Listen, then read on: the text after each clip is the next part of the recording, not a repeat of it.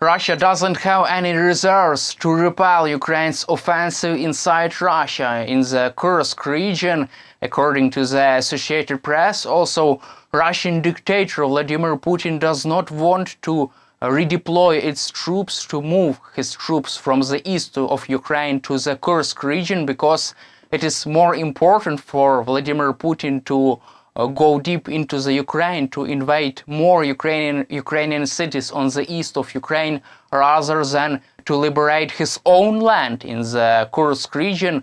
Why doesn't Vladimir Putin want to redeploy his troops, and what is the latest CIA assessment of the current situation in the Kursk region? The Hill reported that there are only bad choices for Vladimir Putin. In this case, Vladimir Putin will need either to give up his position on the east of Ukraine and move soldiers, move his most professional units from the east of Ukraine to the Kursk region, or just to conduct another mobilization campaign, because he does not have enough reserves to repel Ukraine's offensive inside Russia. At the same time, Ukrainian troops continue its advances deep inside Russia in the Kursk region.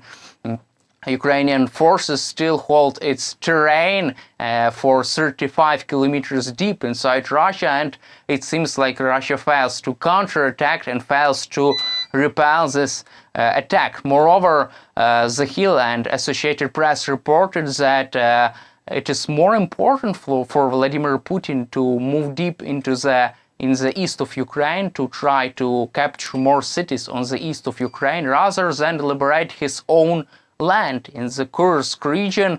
It seems like Vladimir Putin does not see this offensive as a big threat for his regime or for his dictatorship. That's why Kremlin also is downplaying this offensive inside Russia. Kremlin says to his own people that it's okay to be invaded by another foreign country. The Kremlin says that it's okay to cede some territories to Ukraine, and Kremlin says that it is okay that Russian dictator Vladimir Putin and Russian military does not have enough capabilities to repel this attack. Russian media tries to normalize the situation and tries to help people to live in this new reality.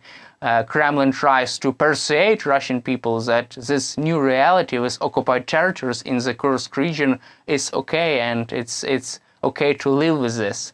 Also, other French media, Le Monde, reported that there is a new plan from Kremlin how to solve this Kursk issue. Kremlin is redeploying its military personnel from Africa to the Kursk region.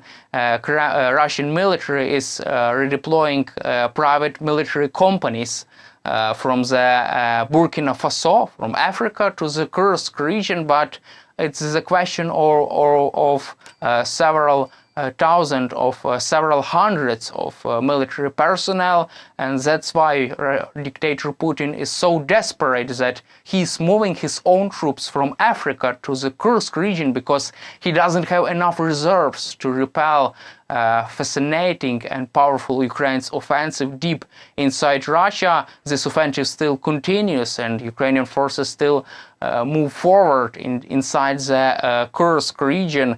Also, the Associated Press reported that Ukraine's offensive inside Russia put more pressure on Biden administration to allow Ukraine to strike deep inside Russia with the US-made weapons. Ukrainian President Volodymyr Zelensky has been urging the United States to allow Ukraine to strike deep inside Russia for many months. Ukraine has enough capabilities to do so. Ukraine has long-range ATACMS missiles and long-range cruise missile Storm Shadow. However, the United States and its allies have put restrictions on these weapons, and have warned Ukraine against using these weapons deep inside Russia, only to target the United States. Allowed Ukraine only to target targets in occupied Ukraine and in the Crimea. Also, it is prohibited for Ukraine to use these weapons to strike deep targets inside Russia, and that's why Ukraine cannot effectively support its ground troops in the Kursk region while they're moving forward. Ukraine cannot provide enough support for these troops in the Kursk region because the United States has prohibited the usage of US-made weapons deep inside the Kursk region. At the same time, the Institute of Study of War reported that many targets of the Russian military installations are in the range of US-made weapons, are in the range of ATACMS systems, and they are still available for Ukraine's strikes deep inside Russia. The Wall Street Journal previously reported that one US official told one interesting conversation and tried to persuade Americans and Ukrainians that it would be not efficient to provide Ukraine with such permission to strike deep inside Russia. That American official told Wall Street Journal that 90% of Russia's military aircraft has been removed, has been redeployed out of the range of the ATACMS systems. However, Institute of Study of War reported that it wasn't true information because there are 16 Russian air bases which are located near the Ukraine, and they are available for deep strikes to destroy them. It's possible to destroy them with the US-made ATACMS systems, but Biden administration still does not allow Ukraine to do that. Also, there are hundreds of other imported military installations, Russian military installations near the border of Ukraine.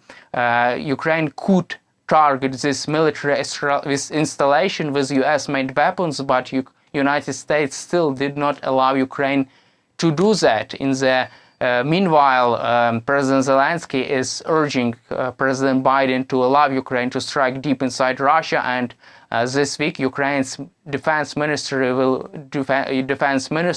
visit DC and try to persuade Jake Sullivan to allow Ukraine to do that, and these negotiations are ongoing right now.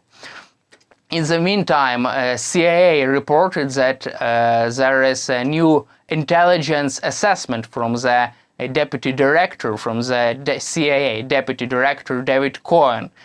He has shared its new intelligence assessment with the US intel community, and according to the CIA, Russia will launch another counteroffensive and would try to liberate the Kursk region. However, according to CIA, it would be really difficult for Russia to liberate the Kursk region. Also, David Cohen said that Ukrainian forces now are building defense lines in the Kursk region and appear to intend to hold this terrain for a while, for a certain period of time. That means that it would be really difficult for Russian troops to liberate this territory. Also, Ukraine has successfully destroyed 3 Russia's bridges in the river of Seine, and that's why it would be even more difficult for Russian troops to liberate this territory, also without the most experienced units. Also, David Cohen says that Ukraine's success in Kursk has the potential to change the dynamics of this conflict. CIA also assessed recent Russia's advances in the east of Ukraine. David Cohen said that even if Russia captures the city of Pokrovsk on the east of Ukraine, this would not change the game, the rule of the games in a strategic sense. It would not mean any kind of Russia's strategic advances. It would not mean any kind of Russia's strategic advantage on the ground. This is recent analysis by the CIA and David Cohen, CIA deputy director.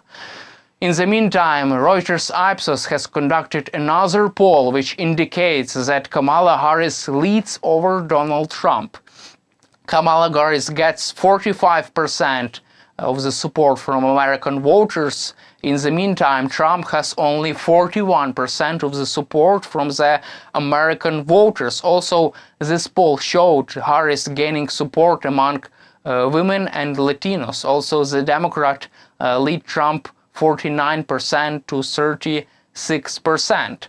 Also, Bloomberg reported another poll which also indicates that Kamala Harris has the same results, the same support as Donald Trump, or even has a lead over Donald Trump in the key states, key for victory stakes in Wisconsin, Pennsylvania, Georgia, Arizona, North Carolina, Michigan, and Nevada.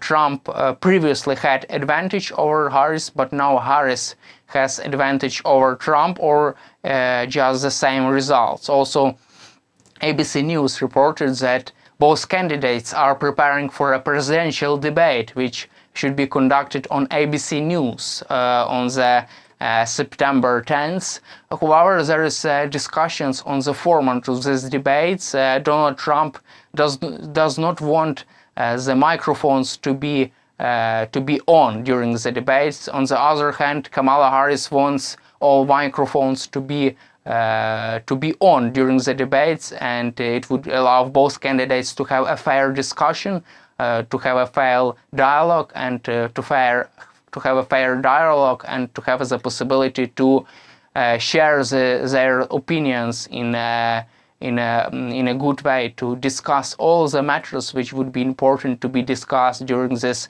presidential debate on the ABC News. That's all for today. Subscribe to our YouTube channel, stay with us on YouTube, and glory to Ukraine.